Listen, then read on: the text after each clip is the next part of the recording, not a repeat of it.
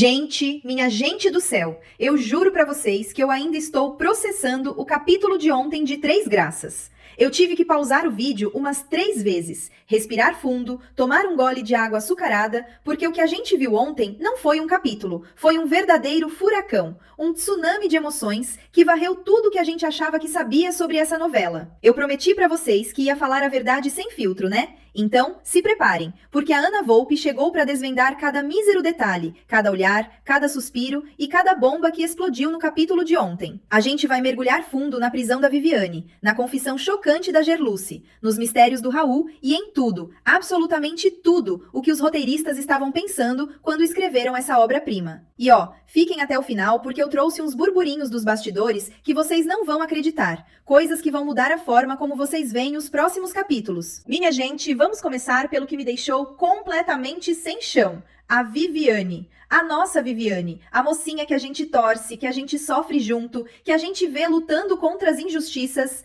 Ela foi levada algemada, cara. Algemada. Eu vi aquela cena e meu coração acelerou de um jeito que parecia que ia sair pela boca. A câmera focando nas algemas de metal frio em seus pulsos delicados. O olhar dela, um misto de incredulidade, dor e uma pontinha de raiva contida. Aquele momento não foi só a prisão de uma personagem, foi um soco no estômago de todo mundo que acompanha a história dela. O cenário da delegacia, com aquelas luzes frias, o barulho das algemas, o sussurro dos policiais, tudo contribuiu para criar uma atmosfera de desespero e injustiça. E a gente sabia, a gente sentia que era uma armadilha, né? O Ferretti, com aquele sorriso cínico, satisfeito, ele armou tudo nos mínimos detalhes para destruir a Viviane. Mas nem tudo foi dor e solidão, graças a Deus. A Zenilda, gente, a Zenilda. Ela chegou com aquela força de leoa que só uma amiga de verdade tem. Aquele abraço apertado, o olhar de estou aqui contigo, a promessa de que não ia deixar a amiga sozinha. Isso me fez suspirar de alívio. A Zenilda não só deu apoio moral, mas ela agiu, ela foi atrás, ela encontrou indícios de que a prisão foi ilegal e já pediu um habeas corpus. Isso mostra a inteligência e a lealdade dela, e me dá uma pontinha de esperança de que a Viviane não vai ficar muito tempo naquele inferno. A forma como Zenilda, com sua voz firme, praticamente ditou o que deveria ser feito, mostrando que ela não está ali para brincadeiras, que ela vai lutar pela amiga com unhas e dentes. A gente vê a Viviane, mesmo algemada e fragilizada, respirar um pouco mais fundo com a presença da Zenilda, como se um peso enorme tivesse sido tirado de seus ombros. É uma cena que, no meio do caos, mostra a beleza da amizade verdadeira, sabe? E como as pessoas reagiram a essa prisão. A Lígia, por exemplo. Quando a Kellen, com aquele jeitinho dela de quem adora uma fofoca, contou a notícia, a Lígia ficou em choque. A gente viu no rosto dela a surpresa, a apreensão, talvez até uma ponta de preocupação genuína. Porque, por mais que elas tenham suas diferenças, a Viviane ainda é a Viviane, né? E a Kellen, com aquele sorrisinho de lado, adorando o burburinho, mas a gente sente que, no fundo, até ela se surpreendeu com a audácia do Ferretti. Falando em audácia, a discussão entre o Leonardo e o Angélico, gente, foi de arrepiar. Os ânimos à flor da pele, as palavras cortantes, os olhares de fúria. O Leonardo, com aquela voz embargada de raiva, jurou vingança ao Ferretti pela prisão da Viviane. E a gente sabe que, quando o Leonardo jura vingança, ele não está brincando. O Angélico tentando apaziguar, mas também sentindo a mesma dor, a mesma revolta. Foi um momento de pura tensão masculina, de testosterona e promessas pesadas, que, eu juro, vão reverberar por muitos capítulos. A gente viu nos olhos do Leonardo um brilho perigoso, um brilho que dizia, você não sabe com quem se meteu, Ferretti. E eu tô aqui, na ponta do sofá, querendo ver o que ele vai aprontar. Enquanto isso, o Ferretti, o Ferretti, ele estava lá, comemorando o sucesso da sua armadilha, com aquele champanhe caro, provavelmente em seu escritório luxuoso e sombrio, com a vista da cidade lá embaixo, como se ele fosse o rei do mundo. A risada dele, fria, calculista, me deu calafrios. É o tipo de vilão que a gente ama odiar, sabe? Aquele que se deleita com o sofrimento alheio. A forma como ele levantava a taça, como se tivesse acabado de conquistar um império, mientras a Viviane estava sendo humilhada e jogada na prisão. É o contraste perfeito para mostrar a crueldade dele. Agora, saindo um pouco desse drama intenso, a gente tem a trama do Joaquim e do Júnior contra o Casper. O Joaquim, com aquela sabedoria de quem já viu de tudo na vida, sugeriu que o Júnior passasse um tempo na galeria com a Meg para vigiar o Casper de perto. E o Júnior, que já estava com a pulga atrás da orelha, desconfiando que o Casper e o Bagdá pudessem estar mancomunados, aceitou na hora. A galeria, um cenário de arte e beleza, se transformando num palco de espionagem e desconfiança. É a típica novela que mistura o luxo com a sordidez do crime, né? E essa pulga atrás da orelha do Júnior, gente, é importantíssima. Ele é o tipo de personagem que tem um faro, um instinto para o perigo. E se ele tá desconfiando, a gente também tem que desconfiar. A gente viu o Júnior observando Casper de canto de olho, tentando decifrar cada gesto, cada palavra. A tensão entre eles é quase palpável. E o Casper, por sua vez, deixou o Bagdá intrigado ao analisar a bala que o atingiu. Ele disse que o tiro parecia ter saído da arma de um civil. Civil, gente! Isso muda tudo! Quem atirou no Bagdá? É alguém que a gente conhece? É alguém que não é um criminoso profissional? Essa informação abre um leque de possibilidades e só aumenta o mistério. O Bagdá, que é um cara durão, ficou visivelmente abalado, com o senho franzido, tentando processar aquela informação. O Casper, com aquela pose enigmática, soltando a bomba e observando a reação do Bagdá, como se estivesse jogando um jogo de xadrez e movesse suas peças com precisão cirúrgica. Se você está aqui pela primeira vez e está curtindo essa análise diferente, se inscreve no canal. Aqui é assim toda semana, toda novela, todo bastidor. A gente analisa junto. No meio de tudo isso, o Vandilson avisou a Lucélia que o Casper estava com o Bagdá. E o Bagdá, gente, expulsou a Lucélia de casa. Que humilhação! A Lucélia, com o rosto marcado pela dor e pela vergonha, sem saber para onde ir. E o Vandilson, com aquele coração bom, se colocou à disposição dela. É um fio de esperança para Lucélia, um porto seguro nesse mar de incertezas. A cena da expulsão, com o Bagdá gritando, a Lucélia com a mala na mão, o desespero nos olhos dela. A gente sente a dor da rejeição, a sensação de não ter para onde ir. E o Vandilson ali, como um anjo da guarda, mostrando que nem tudo está perdido. Mas a bomba que realmente me fez cair da cadeira veio da Gerluce. Paulinho, com aquela sua determinação de quem busca a verdade, colocou a Gerluce contra a parede. Ele questionou se ela sabia que a Consuelo estava comprando remédios com as receitas fornecidas pela Viviane. E não parou por aí. Ele ainda entregou uma intimação para Gerluce depor sobre o sumiço das Três Graças. A pressão, gente, estava insuportável para Gerluce. A gente viu o suor escorrendo pelo rosto dela, as mãos tremendo, o olhar fugindo do Paulinho. Ela estava acuada, sem saída. E aí, ela confessou. Mas não foi uma confissão qualquer, foi a confissão. Gerluce revelou a Josefa e depois a Zenilda que a escultura das Três Graças estava recheada com dinheiro desviado da fundação. Uma fortuna que deveria ter sido usada para comprar remédios. Meu Deus! Dinheiro, gente! Dinheiro no meio da arte, dinheiro da corrupção escondido na beleza. A Josefa, coitada, reagiu primeiro de forma brincalhona, chamando a Gerluce de Robin Hood da chacrinha. Mas depois, a Josefa ficou decepcionadíssima por não ter sido convidada a fazer parte do plano. Essa Josefa é demais, né? Mas a gente sente que, por trás da brincadeira, há uma ponta de choque e de admiração pela audácia da Gerluce. E o Ferretti, que não perde tempo, já acusou a Gerluce pelo roubo da escultura. A Gerluce, depois de tudo, chegou à delegacia para depor, e a gente sabe que essa confissão vai explodir a novela de um jeito que a gente nem imagina. A gente viu o peso da culpa, mas também uma espécie de alívio nos ombros da Gerluce após a confissão. Ela finalmente desabafou, abriu o jogo, e isso, por mais que traga consequências graves, também a liberta de um fardo. E para fechar o capítulo com chave de ouro, no quesito drama, o Raul. Meu Deus, o Raul. Ele ficou desesperado com o resultado do exame de DNA, que comprovou que ele é filho da Samira e não do Rogério. Aquele papel nas mãos dele, amassado, tremendo, como se o mundo tivesse desabado. A gente viu a dor nos olhos dele, a crise de identidade, o chão sumindo sob seus pés. E o Joel, coitado, para piorar a situação, disse que a mulher que vendeu a filha do casal também é avó do bebê. Que nó, gente, que nó! Em total desespero, o Raul disse que não conseguia saber quem era a pior, se a Samira ou a Arminda. Ele está em um limbo existencial, sem saber quem ele é de verdade, quem são suas raízes. A cena dele, jogado no chão, com a cabeça entre as mãos, as lágrimas escorrendo, é de partir o coração. A gente sente a angústia dele, a busca por uma verdade que se desfez em 1000 pedaços. Quando eu trabalhava com roteiros lá nos bastidores da Globo, a gente sempre falava que o capítulo final de uma semana,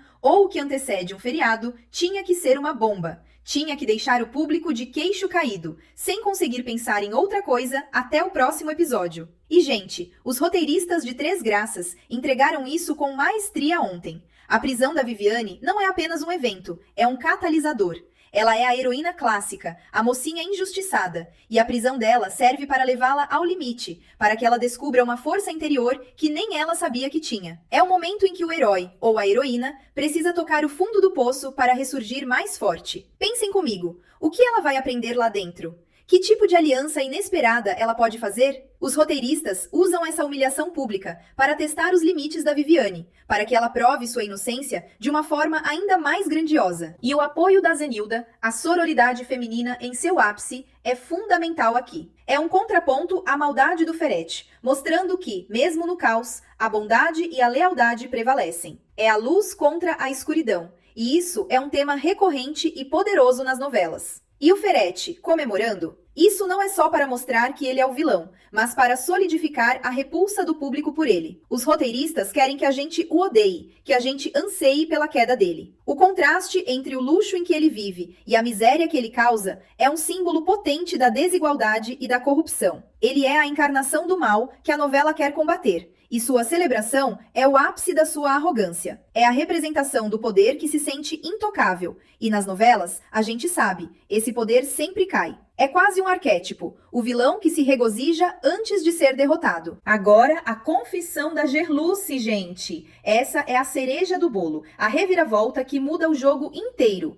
O simbolismo das três graças, que dá nome à novela, agora ganha um novo e chocante significado. As esculturas, que deveriam representar a beleza, a graça, a virtude, estavam recheadas com dinheiro sujo, dinheiro desviado da fundação que deveria comprar remédios para os mais necessitados. Isso é uma crítica social poderosa, gente. Os roteiristas estão nos mostrando a hipocrisia, a corrupção que se esconde por trás das fachadas de boas intenções. A Gerluce, com essa confissão, não é só uma criminosa. Ela se torna uma personagem complexa, uma espécie de anti-heroína, uma Robin Hood da chacrinha, como disse a Josefa. Ela roubou sim, mas com a intenção de expor algo maior, de talvez reverter uma injustiça.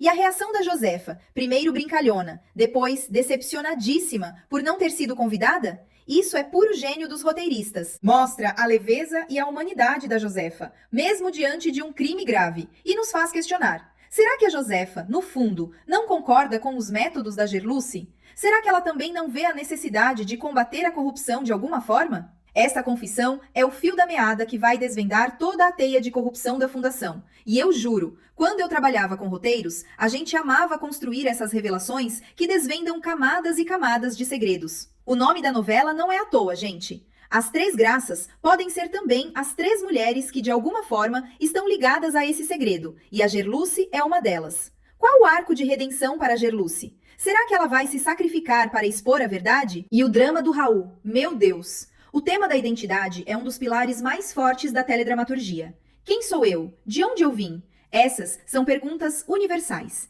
O resultado do DNA não é apenas uma informação genética, é um terremoto emocional que abala toda a estrutura de quem o Raul acreditava ser. Os roteiristas estão explorando a complexidade da maternidade e da paternidade, a diferença entre pai e mãe biológicos e aqueles que criam com amor. A Samira e a Arminda, duas figuras femininas que agora se ligam diretamente à sua existência, e ele não sabe qual é a pior. Isso nos faz refletir sobre os erros humanos, as escolhas difíceis e como elas afetam gerações. O Joel, com aquela frase sobre a avó do bebê, jogou ainda mais lenha na fogueira, deixando Raul num desespero total. É um momento de crise existencial profunda para o personagem. E eu, como roteirista, vejo isso como uma oportunidade incrível para ele crescer, para ele se encontrar de verdade, independente de laços de sangue. Ele vai ter que construir sua própria identidade, sua própria verdade. A teia de desconfianças entre Casper, Bagdá, Júnior e Joaquim é outro ponto alto. Os roteiristas adoram construir esses labirintos de mistério, onde a gente não sabe em quem confiar. A informação de que o tiro no Bagdá pode ter saído de uma arma de civil é uma virada genial. Quem é esse civil? É alguém do bem que se viu numa situação limite? Ou é alguém que a gente nunca desconfiou? O Casper, com sua postura enigmática, não nos dá pistas, e isso só aumenta a tensão. Será que ele é um agente duplo? Ou um vilão ainda mais ardiloso? Os roteiristas estão nos mantendo na ponta do pé, nos fazendo questionar cada interação, cada olhar. e a galeria do Joaquim, com toda a sua beleza e serenidade, se tornando um palco para essa investigação secreta, cria um contraste visual e narrativo que é muito interessante. Gente, eu juro que fui checar nos bastidores. Mandei mensagem para uns amigos que ainda trabalham no Projac e o burburinho é grande. Sobre a Viviane, me chegou que o habeas corpus não vai ser tão simples assim. Ela vai sim passar um tempo na cadeia, mas não vai ser um tempo perdido. Rumores apontam que lá dentro ela vai conhecer alguém, uma figura inesperada, que vai se tornar uma aliada crucial na luta contra o Ferete. E essa pessoa pode ter informações bombásticas sobre os esquemas dele, algo que nem a Viviane imaginava. Pensem nisso, a prisão como um caminho para a verdade, um disfarce para uma investigação mais profunda. E a vingança do Leonardo? Ah, essa promete ser épica. Circula nos corredores que o Leonardo não vai se contentar em apenas desmascarar o Ferete. Ele quer fazê-lo pagar na mesma moeda, ou até pior. Fala-se em uma armadilha financeira que pode levar o Ferete à ruína, ou até mesmo um confronto físico que vai deixar a gente sem fôlego. E se ele se aliar a alguém que a gente menos espera? Talvez até a um inimigo incomum do Ferete. O que me chegou é que o Leonardo vai usar a raiva dele de forma muito inteligente. E a Gerluce, gente? A confissão dela é só o começo. Os rumores nos bastidores indicam que ela vai fazer uma delação premiada, e essa delação vai abalar as estruturas da fundação e da cidade inteira. Me disseram que o esquema de desvio de dinheiro é muito maior do que a gente imagina, e envolve gente graúda, gente de sobrenome, pessoas que a gente nunca desconfiaria. E se a Josefa, com aquela reação de decepcionadíssima, na verdade já soubesse de muita coisa, e estivesse apenas esperando o momento certo para se juntar à causa? A história da Gerluce pode se transformar em uma jornada de redenção e justiça, mas ela vai ter que enfrentar inimigos poderosíssimos. E o mistério das Três Graças não vai parar por aí. A escultura pode ter sido apenas a ponta do iceberg, e o dinheiro desviado pode ser apenas uma parte de um plano ainda mais maligno. Sobre o Casper, a teoria que está circulando mais forte é que ele pode ser um agente duplo, trabalhando para desmascarar o Bagdá e seus comparsas. Ou, e essa é uma teoria que eu tô amando, ele pode ser um ex-policial ou um detetive particular que está investigando o caso do tiro no Bagdá por conta própria. A bala de civil não é à toa, gente. E se for alguém que tentou defender a Viviane ou outra pessoa e errou o tiro, e agora essa pessoa está se sentindo culpada e querendo a verdade? Essa é a minha aposta. Casper não é quem parece ser, e ele vai ser fundamental para desvendar quem atirou no Bagdá e por quê. E o Júnior, gente, com o seu faro, vai ser crucial para ajudar o Casper, ou para desmascará-lo, dependendo do lado que ele estiver. E o Raul? Meu coração está com ele, juro! Os próximos capítulos vão mostrar o Raul em uma busca incansável por suas origens. Ele vai querer saber quem é essa avó, quem é a mulher que vendeu o bebê. E se essa mulher tiver uma ligação com a história da fundação, ou até mesmo com o Ferete? E se a Samira e a Arminda, por trás de suas aparências, estiverem ligadas por um segredo ainda mais sombrio, que envolve o passado do Raul e talvez até o roubo das Três Graças? Minha gente, eu tô sentindo que a história do Raul vai se entrelaçar de uma forma chocante com a trama principal, revelando conexões que a gente nem imagina. Preparem-se para muita emoção e reviravoltas na vida dele, porque ele vai ter que reescrever a própria história. É FOMO que fala, né? Eu tô aqui, roendo as unhas, esperando pra ver o que os roteiristas vão aprontar. Gente, eu tô chocada com a ousadia dessa novela, de verdade. Os roteiristas de Três Graças estão de parabéns por terem a coragem de prender a mocinha, de revelar segredos tão bombásticos e de mergulhar tão fundo na psique dos personagens. Essa novela não tem medo de tocar em feridas, de mostrar a corrupção, a injustiça, mas também a força da amizade, da lealdade e da busca pela verdade. Eu amei a forma como eles construíram a confissão da Gerluce, não como um momento de alívio, mas como a abertura de uma caixa de Pandora que vai sugar todo mundo ao redor dela. Agora a grande questão: vocês acham que a Viviane merece mesmo sofrer tanto na prisão para conseguir seu arco de redenção final? Ou a Globo já pesou a mão com ela? E o Raul? De qual lado ele vai lutar nessa guerra de verdades? Deixa nos comentários aqui embaixo a sua teoria. Eu leio tudo, e as melhores e mais chocantes entram no próximo vídeo, pra gente analisar junta. Não esquece de mandar o link do vídeo pra aquela sua amiga que tá morrendo de ansiedade com essa novela, que amanhã tem mais. Aqui no Próximos Capítulos BR, a gente vê a novela como os roteiristas criaram pra ser vista. Um beijo enorme e a gente se vê amanhã!